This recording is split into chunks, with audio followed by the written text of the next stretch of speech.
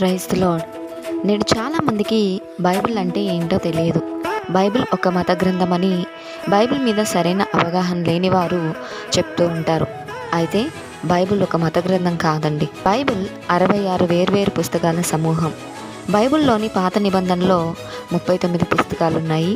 మిగిలిన 27 పుస్తకాలు కృత నిబంధనలో ఉన్నాయి.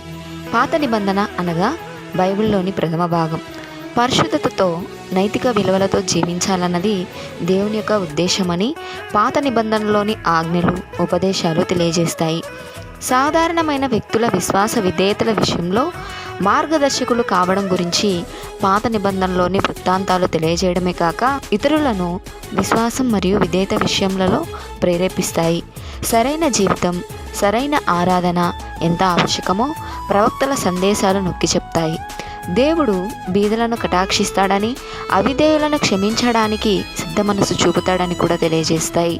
జ్ఞాన సాహిత్యం, జ్ఞాన వివేకాలను, బుద్ధి కుశలతను కలిగిస్తూ సరైన జీవితం కొరకు సమయోచితమైన సలహానిస్తూ పురాతన కాలం నుంచి ప్రజలకు జవాబు దొరకని జీవితపు జటిల ప్రశ్నలకు సరైన జవాబునివ్వడంలో సహాయపడుతుంది. పాత నిబంధనలోని మొదటి పుస్తకం పేరు ఆదికాండం.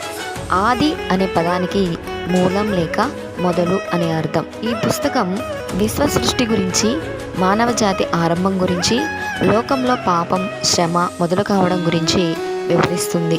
ఇంకా ఈ పుస్తకం దేవుడు మానవులతో ఎలా ప్రవర్తించాడో వివరిస్తుంది. పరిశుద్ధ గ్రంథంలోని ప్రథమ భాగమైన పాత నిబంధనలోని మొదటి పుస్తకమైన ఆదికాండం నందు 50 అధ్యాయాలు ఉన్నాయి.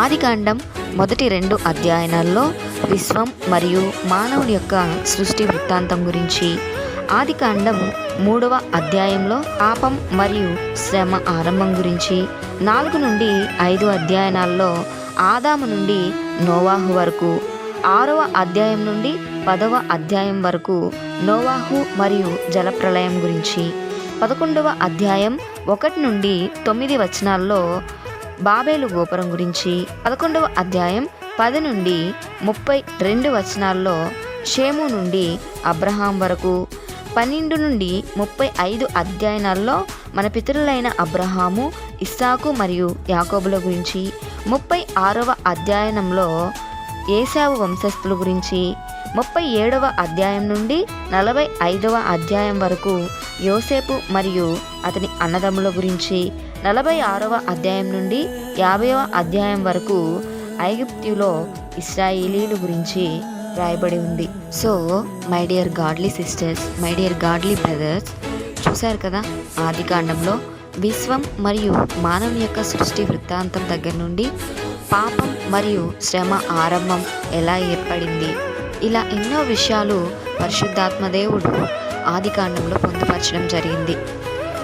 పరిశుద్ధాత్మ దేవుని ద్వారా ఆదికాండంలో పొందుపరచబడి ఉన్న మరెన్నో విషయాలను మీరు చదివి తెలుసుకోవాలని కోరుకుంటున్నాను. Praise the lord.